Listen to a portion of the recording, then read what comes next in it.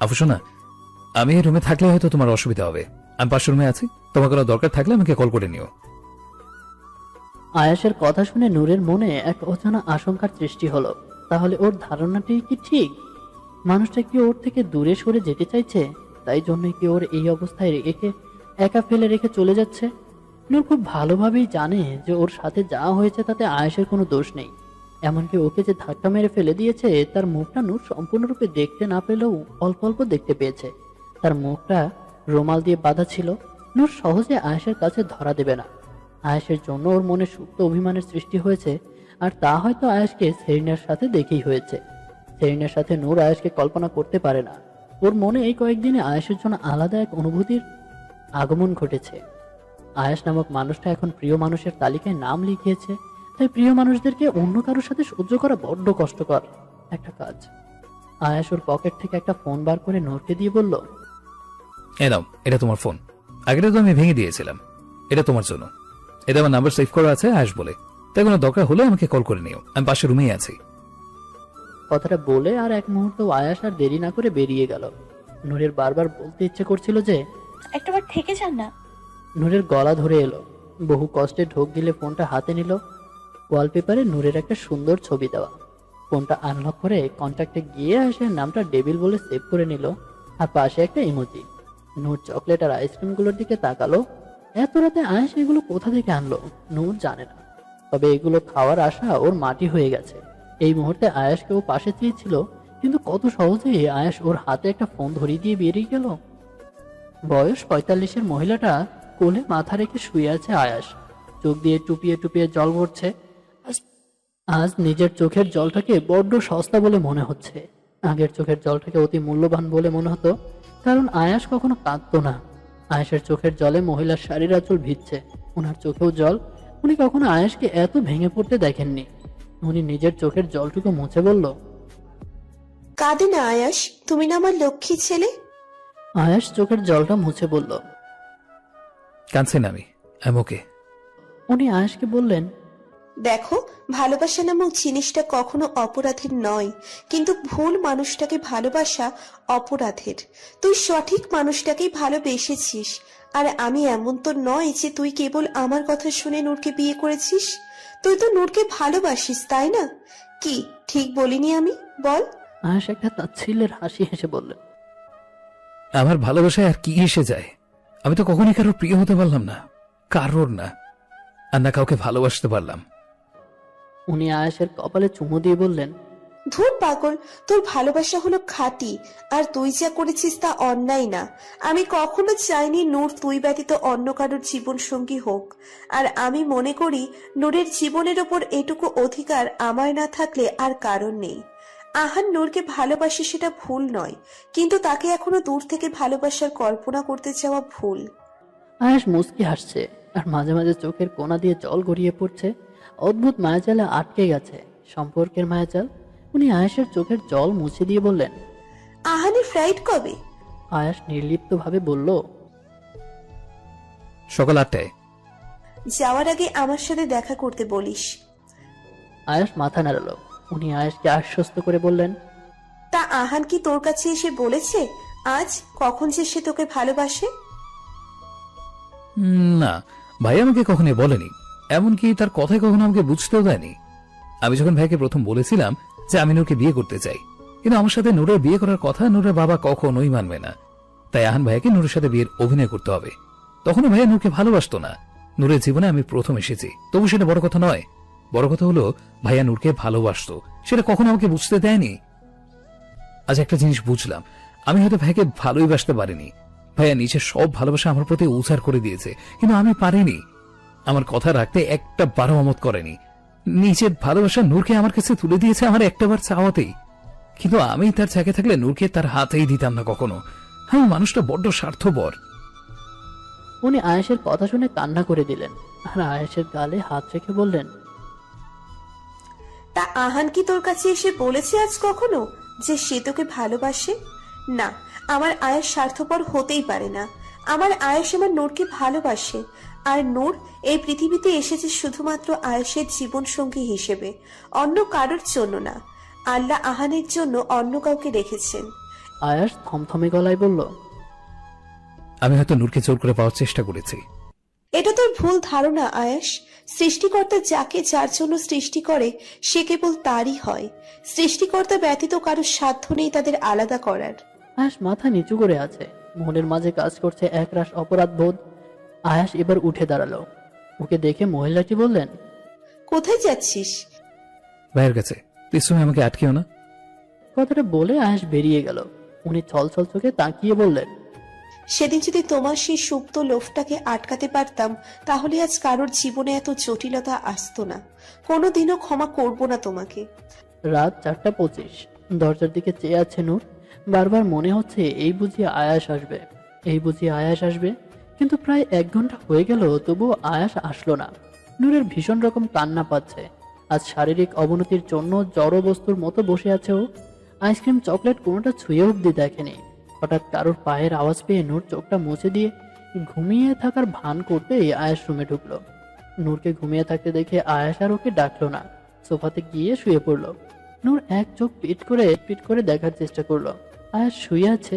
হঠাৎ নূর আহ করে চেঁচিয়ে উঠতেই আয়াস ছুটে এসে বলল, কি হয়েছে আভূষণা, ব্যথা পেয়েছো? নূর আয়াসের দিকে ছলছল চোখে তাকিয়ে বলল, আমি ওয়াশরুম যাব। আয়াস নূরকে কোলে করে ওয়াশরুমে নিয়ে গেল। ওয়াশরুম থেকে ফিরে নূরকে খাটে শুয়ে দিয়ে আয়াস ওর পাশে বসতেই নূর জিজ্ঞেস করলো, বসে রইলেন যে, যাবেন না অন্য room? নাকি প্রেমিকা ঘুমিয়ে পড়েছে তাই এখন তার সাথে কথা বলতে পারবেন না? আয়াস নূরের প্রশ্ন উপেক্ষা করে বলল, তুমি কাউকে ভালোবাসো আভূষণা? নূর খানিকক্ষণ আশেপাশের দিকে চেয়ে রইল। তারপর কিছু না বলে চোখ বন্ধ করে ঘুমাতে নিলে এই আয়াস আবার বলল, বলো, কাউকে ভালোবাসো কি? Yes or no? নূর চুপ করে আছে। আয়াস একটু রাগ দেখিয়ে বলল, নীরবতা সম্মতির লক্ষণ। হ্যাঁ কি না, উত্তর যদি হ্যাঁ হয় তবে তুমি তার। নূর চোখটা খুলে বিরক্তি নিয়ে বলল। যদি বলি হ্যাঁ? কথাটা শুনে আয়াস দরজার দিকে হেঁটে যেতে গেলেই নূর ভাবলো আয়াস হয়তো চলে যাচ্ছে, কিন্তু না। আয়াস দরজা বন্ধ করে নূরের দিকে এগিয়ে আসতে আসতে বলল, আমি ব্যতীত তুমি কারণ না, মনে থাকবে। নূরের পাশে গিয়ে শুয়ে নূরের দিকে তাকিয়ে বলল, তুমি শুধু আমার আর আমি শুধু তোমার, মাঝে কোনো তৃতীয় ব্যক্তি আসলে। আয়াস কিছু বলতে যাবে তার আগে নূর আয়েশের চুলের মুঠি ধরে নিজের কাছে এনে আয়েশের ঠোঁটে কামড় দিয়ে সরে এলো। আয়াস তো অবাক হয়ে বলল, এরা কি হলো? নূর নড়ে চড়ে বলল, বিরক্ত হচ্ছিলাম বড্ড, আপনাকে থামানোর প্রয়োজন ছিল। আয়াস নূরের কাছে গিয়ে বলল, থামানোর জন্য আরো অনেক পথ আছে, সেগুলো অ্যাপ্লাই করতে। যদিও জানি তুমি পারো না, তাই আমার শিখিয়ে দিতে দোষ কি? কথাটা বলে নূরের ঠোঁটে ঠোঁট মিলে দিতেই নূর আয়াসের টি শার্টটি খামচে মেরে ধরলো। আসলে আয়াসকে কাঁদো কাঁদো হয়েও রোমিও আশিকদের মতো মানায় না। সে যে ডেভিল, তার ভালোবাসা ইউনিক। আর 5 জনের মতো সে নয়। তার ভালোবাসার ধরনটা যে অন্য। আর হাজারো কষ্টের মাঝে সেই আয়াসকেই বারবার পেতে চায় নূর। হঠাৎ ঘুমের ঘরে নূর হুড়মুড় করে উঠতে আয়াসের ঘুম ভেঙে গেল। ঘুম যদিও চোখে ছিল না, তবুও ঘুমানোর বৃথা চেষ্টাই করছিল।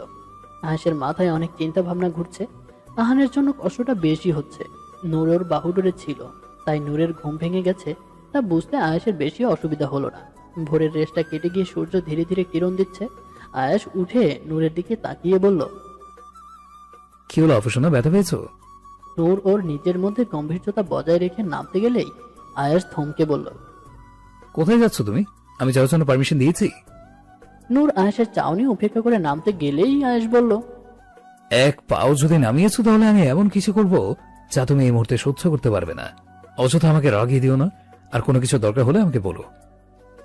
নূর এবার রাগের চোখে তাকিয়ে বলল, আমার বদলে ওয়াশরুমে কি আপনিই যাবেন? নূরের কথায় আয়াস ঘাবড়ে গেল। একটু ইতস্তত বোধ করে বলল, ও তাই বলো? তাই এটা এত জটিল করে বলার কি ছিল? সোজা সাপটা বললেই হয় ওয়াশরুমে যাবে।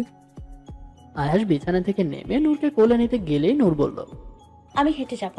আয়াস ভ্রুকুচকে বলল, কেন, আমি নিয়ে গেলে সমস্যা কি? নূর নিজের কথায় অটুট থেকে বলল, আমি পায়ে হেঁটে যাব। আমি আত্মনির্ভরশীল হতে চাই। আয়াস নূরের কথা শুনে ফিক করে হেসে বলল, সত্যি আভূষণা?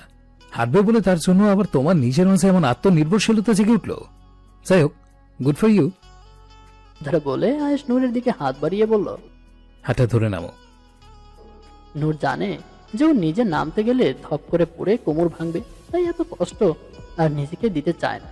তাই আর কোনো রকম তর্কাতর্কি না করে আয়েশের হাতটা ধরে বিছানা থেকে নেমে দাঁড়াতেই আয়েশ নূরের শরীরের সাথে লেপ্টে দাঁড়িয়ে নূরের কোমরে হাত রেখে নূরকে কাছে টেনে আনতেই নূর একটু থতমত খেয়ে গেল আর হালকা হেসে আর হালকা কেঁপে উঠল। নূর নিজের মধ্যে কঠোর ভাবটুকু আনতে চাইছে বারবার, কিন্তু পারছে না। বারবার যেন মনটা আইসক্রিম আর চকলেটের মতো গলে যাচ্ছে। একটু কম্পিত কণ্ঠে বলল, কি হচ্ছে কি? আমি ওয়াশরুমে যাব। আয়াস নূরের কোমরে স্লাইড করতেই নূর আয়াসের টি শার্ট খামচে মেরে ধরে ফেললো। শরীর জুড়ে শিহরণ বয়ে যাচ্ছে ওর। আয়াস ওর আর এক হাত নূরের কোমরে রাখতেই নূর মাথা নিচু করে নিল। আয়াস নূরের কানের কাছে গিয়ে কানে আলতো করে ঠোঁট ছুঁয়ে বলল। আমার পায়ের উপরে পা রাখো অফুসোনা। নূর আয়েশের কথা শুনে আয়েশের দিকে তাকালো। আয়েশের চাহনি স্থির আর খুব স্বাভাবিক, কিন্তু নূরের দৃষ্টি চঞ্চল। নূর ধীর গলায় বলল, কেন? এই তুমি না বললে পায়ে হেঁটে ওয়াশরুমে যাবে? নূর অবাক হয়ে বলল। বলছি। আয়েশ বিচক্ষণ ভঙ্গিতে বলল, তো যাই হোক, whatever। তুমি কিন্তু একবারও বলনি যে নিজের পায়ে হেঁটে যেতে চাও, তাই পাটা যে কারোরই হতে পারে, আর এক্ষেত্রে পাটা আমার, তাই তুমি আমার পায়ে পা রেখে হেঁটে যাবে, আর এটাই ফাইনাল। আর তুমি যদি ভেবে থাকো যে তোমার জেদ বজায় রেখে তুমি এখন অযথা আমার সাথে তর্ক করবে, তাহলে ফাইন, ঝগড়া করো, বাট আমার পায়ের উপরে পা রেখেই তোমাকে হেঁটে যেতে হবে, আর এটাই আমার শেষ আর ফাইনাল কথা। এক নাগারে ফটাফট কথাগুলো বলে ফেললো আয়াস। নূর অবাক চোখে তাকিয়ে আছে। আজকাল খুব অদ্ভুত রকম ব্যবহার করছে ওর সাথে। আগের মতো আর জোর খাটায় না, কথায় কথায় আর রহস্য রেখে কথা বলে না, খুব সহজ ভঙ্গিতে কথা বলে। কিন্তু নূর সে তো আয়াসের এই রূপের সাথে পরিচিত নয়।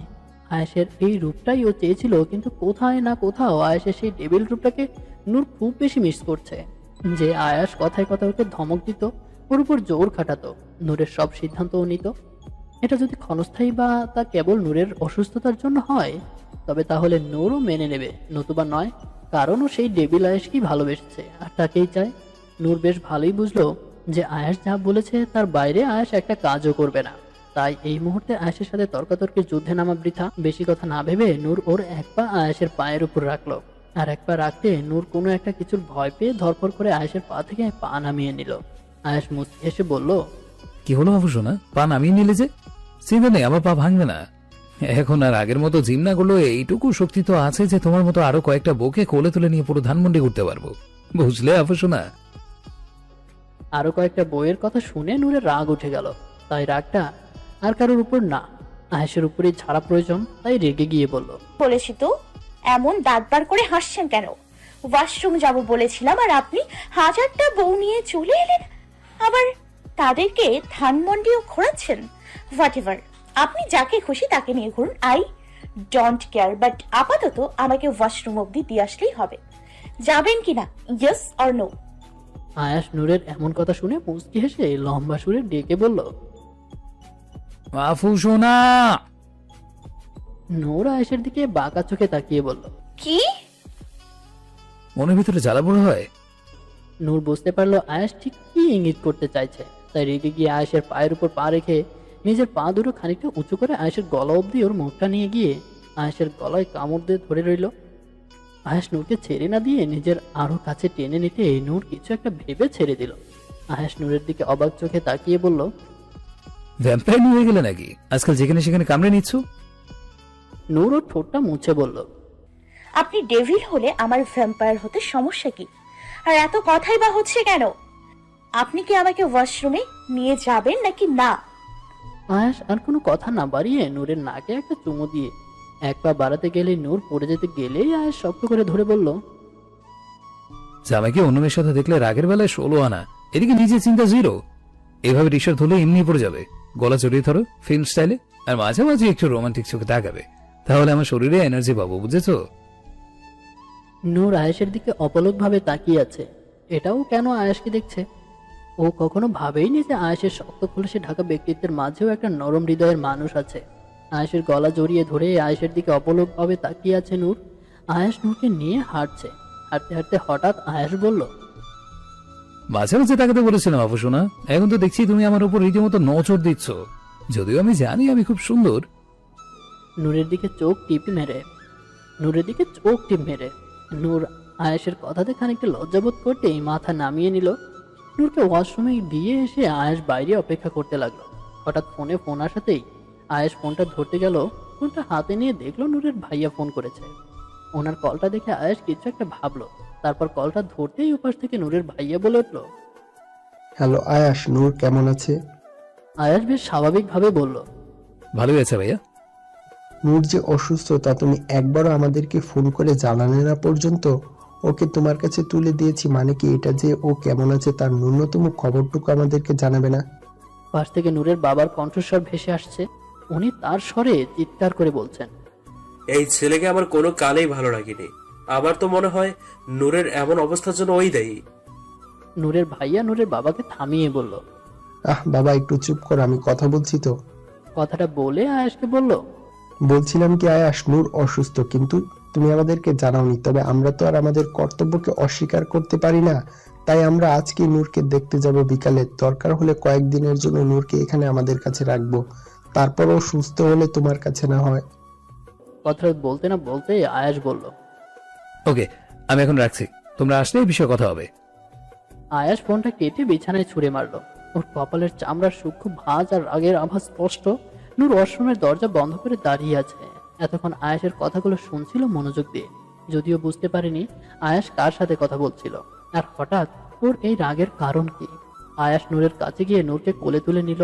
নূর ভেবেছিল আবারও হয়তো আয়াসের পায়ে ভর করে হেঁটে যাবে, কিন্তু হঠাৎ আয়াস কোলে নেওয়াতে আয়াসের শার্ট শক্ত করে খামচে মেরে ধরলো। হঠাৎ করে আয়াস কেমন অদ্ভুত হয়ে গেল। আগের মতো মুখে সেই হাসিটা লেগে নেই। আয়াস নূরকে বিছানায় বসিয়ে দিয়ে নূরকে বলল, তুমি বসো, আমি এক্ষুনি আসছি। আয়াস উঠতে গেলেই নূর একটু নরম সুরে জিজ্ঞেস করলো। কে ফোন করেছিল? আয়াস একটু থেমে বলল, তোমার ভাইয়া। নূর অবাক হয়ে বলল, কে? তুমি অসুস্থ, তোমাকে দেখতে আসছে, আর তোমাকে ওরা কয়েকদিনের জন্য তাদের কাছে রাখতে চায়, যতদিন তুমি সুস্থ না হও। নূর জিজ্ঞেস সুরে বলল। আপনি কি বললেন? আয়াস নূরের দিকে গম্ভীর দৃষ্টিতে তাকিয়ে বলল, বলার প্রয়োজন বোধ করিনি, তাই বলিনি। মানে কি বোঝাতে চাইছেন আপনি? আয়াস নূরের কপালে ভালোবাসার পরশ এঁকে বলল, আমাকে ছেড়ে কোথাও যাবে না তুমি, বুঝেছো? না বুঝলে তাড়াতাড়ি বুঝে ফেলো, আমি একটু পরেই আসছি। আয়াস বেরিয়ে গেল। ঘড়ির দিকে নূর তাকিয়ে দেখলো 6:15 বাজে। এত সকালে আয়াস কোথায় গেল নূরের ভাবনাতেও আসছে না। তবে নূর মনে মনে ঠিক করে নিল ওর ভাইয়া বা বাবা তাদের সাথে ওর যাওয়ার জন্য জোর করলেও নূর যাবে না। যতদিন না আয়াসের সাথে ওর সম্পর্ক ঠিকঠাক একটা জায়গায় আসছে ততদিন কোথাও যাবে না ও। তাছাড়া ওর ভাইয়ার বলা কথাটা মনে পড়ছে বারবার। তুই আসলে দেখছি আমাকে আর মায়াকে বাড়ি ছাড়তে হবে। কথাটা নূরকে অনেক বেশি আঘাত করেছিল। ধীরে ধীরে বসা অবস্থা থেকে শুয়ে পড়লো পাশ ফিরে। নূরের চোখের কোনা বেয়ে জল গড়িয়ে পড়ছে। কখনো কখনো মানুষের কথাগুলো এমন ভাবে আঘাত করে যে তার কষ্টটাকে কমানো মুশকিল। ড্রাইভ করছে আয়াস, পাশে বসে আছে আহান। আহানকে এয়ারপোর্টে পৌঁছে দিতে যাচ্ছে আয়াস। ড্রাইভ করার মাঝে আয়াস বলে উঠল, কবে ফিরবে তুমি? আহান মুস্কি হেসে বলল, যেদিন আমি জানবো যে আমি চাচ্চু হতে চলেছি সেদিন। আয়াস কথাটা শুনে একটা মুস্কি হাসলো, বলল, নূরকে চাও? আয়ান আয়াসের দিকে তাকালো। অনেক বড় একটা কথা বলে ফেলেছে আয়াস। আহান জানে যে আয়াস কি পরিমাণে ভালোবাসে নূরকে, আর নূরকে পাওয়ার জন্য আয়াসের এত অভিনয় করা। আর সেই আয়াস নূরকে আহানের কাছে তুলে দিতে চাইছে, মানে আয়াস তার নিজের জীবনের সবচেয়ে মূল্যবান জিনিসটা বিসর্জন দিতে চাইছে। আহান কিছু বলল না, চুপ করে বাইরের দিকে তাকিয়ে রইল। আয়াস আহানের দিকে তাকিয়ে সামনের দিকে ড্রাইভে মন দিল। প্রায় 35 মিনিট পর এয়ারপোর্টের সামনে গাড়ি থামালো আয়াস। আহান গাড়ি থেকে নেমে আয়াসের দিকে তাকালো। আয়াসের কাঁধে হাত রেখে বলল, সত্যি অনেক বড় হয়ে গেছিস তুই। নিজের প্রিয় জিনিসটাকে হারানোর ব্যথা কতটা একবারও ভাবলি না? লাগবে না আমার তোর সেই মূল্যবান জিনিস। কিছু কিছু জিনিস দূর থেকে ভালোবাসার জন্য তৈরি হয়। তুই খুশি থাকলেই আমি খুশি। কথাটা বলে আয়াসকে জড়িয়ে ধরে কেঁদে ফেললো আহান। শোন, আমি তাড়াতাড়ি দেশে ফিরতে চাই, আর ততদিন আমি দেশে ফিরবো না যতদিন না আমি তোর আর নূরের থেকে গুড নিউজ শুনি। তাড়াতাড়ি আমাকে চাচ্চু ডাকছো না, আমি অপেক্ষা করব। আয়াস আহানকে শক্ত করে জড়িয়ে ধরলো। অজান্তেই চোখ থেকে কয়েক ফোঁটা জল গড়িয়ে পড়লো। প্রিয় মানুষকে সুখে থাকতে দেখার মতো অমূল্য জিনিস এই পৃথিবীতে আর দুটো নেই। তেমনি আহান আর আয়াসের ভালোবাসা 100% খাঁটি। কিছুক্ষণ পরপর নূর ঘড়ির দিকে তাকাচ্ছে। নূরের জীবনটা সেই 4 দেওয়ালে বন্দি ঘরটাতে থেমে থাকলেও দেওয়ালে আটকানো ঘড়িটাতে সময় কাঁটাগুলো থেমে নেই। সময় বহমান, তা কখনো কারোর জন্য থেমে থাকে না। নূর কিছুক্ষণ অন্তর অন্তর ঘড়ির দিকে তাকাচ্ছে আর সময়ের ঢেউ কাটিয়ে চলছে। আয়াস বেরিয়েছে অনেক সকালে, আর এখন সকাল 10টা বাজতে চলল। মাঝে 2 থেকে 3 ঘন্টা কেটে গেছে, আয়াসের ফেরার নাম নেই। নূর একটা শুকনো ঢোক গিলল, ওর গলা ধরে আসছে। ঢোক গিলতে গেলেও গলায় ব্যথা অনুভব করছে। কষ্টটা ধীরে ধীরে ওর মনকে আয়ত্ত করে নিচ্ছে ক্রমাগত। চোখের কোণে জলরাশির ভিড় তার চোখের পাতার ওঠা নামাতেই গড়িয়ে পড়ার জন্য যথেষ্ট। নূর কাঁপা কাঁপা হাতে ফোনটা ধরলো। আয়াসকে ফোন করবে ভাবছে, এতক্ষণ কেবল উপেক্ষা করছে, কিন্তু কল করেনি। মনের মাঝে থাকা হাজারো দোটানার সীমারেখা পার করে নূর কল করলো। ফোনটা লাউডে দিয়ে রেখেছে, কানে ধরবার ক্ষমতা পাচ্ছে না, যদি পাছে হাত থেকে পড়ে যায় ফোনটা তাই। বেশ কয়েকবার রিং হয়ে কলটা কেটে গেল। ওপাশ থেকে কোনো রেসপন্স এলো না দেখে নূর ফোনটা ওর পাশে ছুঁড়ে ফেললো। কান্না পাচ্ছে খুব। কিছুক্ষণ থমথমে মুখে সামনের দিকে চেয়ে থাকার পর ঠোঁট উল্টে ফুপিয়ে কেঁদে ফেললো। চোখ দিয়ে জল গড়িয়ে পড়ছে আর বাচ্চাদের মতো গাল ফুলিয়ে কান্না করছে নূর। কিছুক্ষণ কান্না করে ধীরে ধীরে হাতের উপর ভর রেখে বিছানায় শুয়ে পড়লো। মনে মনে ভাবতে লাগলো যে একমাত্র অসুস্থ থাকলেই সবার কাছে নিজের গুরুত্ব বোঝা যায়। চোখ বন্ধ করে শুয়ে আছে আর কান্নার রেশে মাঝে মাঝে কেঁপে কেঁপে উঠছে নূর। কিছু সময় পর কখন যে 2 চোখ জুড়ে ঘুম চলে এলো তা নূর জানে না। বেশ কিছুক্ষণ পর ইভার গলার আওয়াজে ঘুম ভাঙলো। ভাবি, ও ভাবি, ওঠো, তোমার জন্য নাস্তা এনেছি, খেয়ে ওষুধ খেয়ে নাও। নূর ঘুমে ভার চোখ নিয়ে ইভার দিকে তাকালো। মেয়েটা অনেক সতেজতা নিয়ে ওর দিকে তাকিয়ে আছে। হাতে আছে একটা ট্রে। নূর ধীরে ধীরে ওঠার চেষ্টা করতে গেলেই ইভা হাতের ট্রেটা টেবিলের উপর রেখে নূরকে উঠতে বসতে সাহায্য করতে নিলেই নূর আধহত গলায় বলল, ইফা তুমি? ইভা নূরের পাশে বসে বলল, আই এম সরি ভাবি, আমি জানতাম না যে ভাইয়া বাসায় নেই। যদি জানতাম তাহলে তোমাকে একা থাকতে দিতাম না। ভাইয়া একটু আগে ফোন করে না বললে তো জানতেই পারতাম না। নূর চোখের উপর হাত রেখে চোখটা হাত দিয়ে ডলা দিয়ে ঘুমের রেশটা কাটিয়ে বলল, উনি আমাকে ফোন করেছিলেন?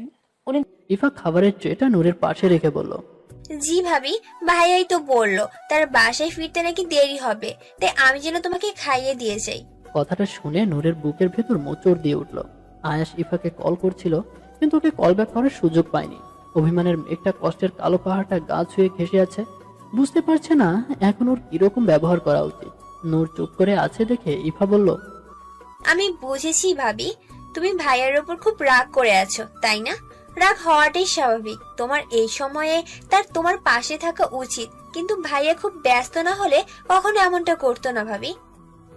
ইফাকে উদ্দেশ্য করে ওর মুখে একটা মুচকি হাসি ফুটিয়ে বলল, তোমাকে ফোন করেছিলেন? আমি কিছু মনে করিনি ইফা, উনি সত্যি অনেক ব্যস্ত মানুষ। আমি ব্যতীত ওনার জীবনটা অনেকটা প্রশস্ত আর সুন্দর, তা আমি বুঝি। একরাশ অভিমানের সুরে কথাটা বলল নূর, কিন্তু নূরের এমন ঘোরালো পেঁচালো কথার অর্থ বোঝার ক্ষমতা ইফার নেই, তাই ও কিছু বুঝলো না। একটু অবাকের সহিত বলল, ভাবি কি বললে? আরেকবার বলবে? ঠিক বুঝলাম না।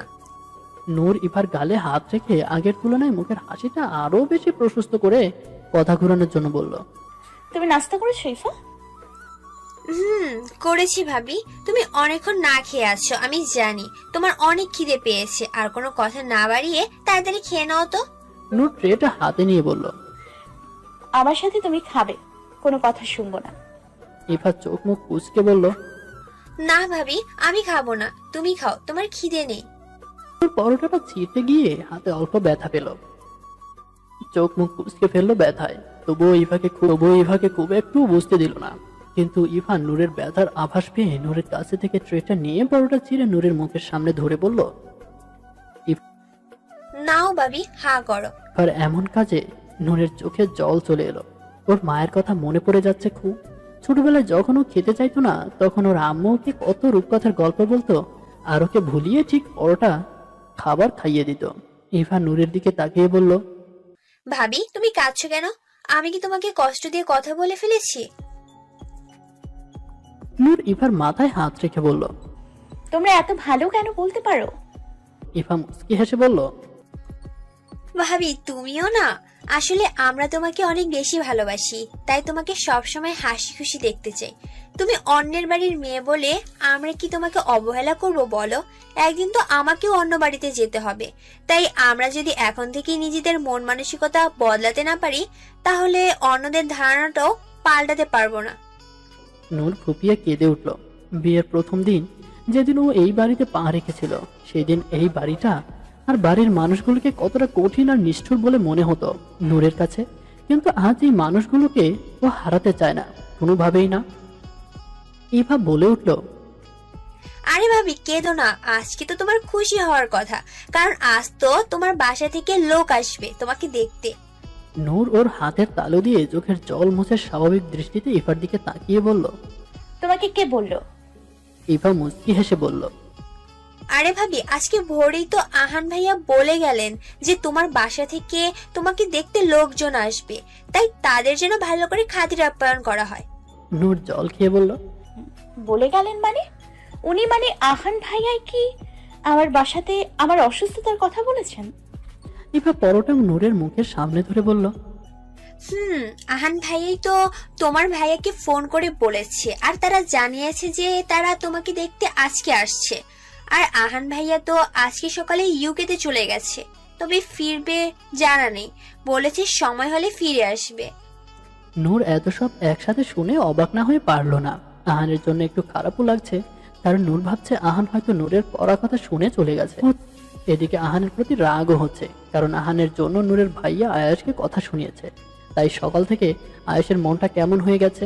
ইভা আর একটু খাওয়াতে গেলে নূর বলে উঠল, ইভা আমি আর খেতে পারছি না গো, এর বেশি আর আমার পেটে ঢুকবে না, প্লিজ আর জোর করো না। ইভা নূরের দিকে গ্লাসটা বাড়িয়ে দিয়ে বলল, আচ্ছা ভাবি, তাহলে একটু পর আমি আবার আসবো তোমাকে গোসল করিয়ে দিতে, ততক্ষণ তুমি একটু বসে থাকো, যদি বোর হও তাহলে মুভি দেখো। কথাটা বলে নূর টিভি চালিয়ে দিয়ে চলে গেল। নূর বিছানার মাথা হেলান দিয়ে আছে। আর কতক্ষণ একটা মানুষ বিছানায় শুয়ে বসে থাকতে পারে? নূর ভাবলো ওয়াশরুমে যাবে, কিন্তু সকালের মতো তো আর আয়াস নেই। তাই ও নিজেই যাবে বলে বিছানা থেকে নামলো। প্রথমবার পড়ে যেতে নিলেও নিজেকে সামলে নিল। তারপর গুটি গুটি পায়ে ধীরে ধীরে জানালার কাছে গেল। জানালার কিল্লি ধরে হাঁটতে গেলে বাইরের দিকে চোখ গেল। আয়েশের খালাম্মু উনি হাতে একটা ট্রেতে করে বেশ কিছু খাবার নিয়ে বাসার পেছনের রাস্তা দিয়ে হেঁটে কোথাও যাচ্ছেন। নূর প্রথমে ভাবলো এটা হয়তো ওর চোখের ভ্রম, তাই আরো ভালো করে দেখলো, হ্যাঁ উনি তো হাতে একজনের নাস্তা নিয়ে যাচ্ছেন। হঠাৎ উনি দ্রুত যেন কোথাও মিলিয়ে গেলেন। নূর বুঝতে পারলো না উনি কোথায় গেলেন। নূর বুঝলো না, দারোয়ান বা কাজের বুয়াকে তো উনি কখনো খাবার দিতে মনে যান না, তাহলে উনি কোথায় গেলেন?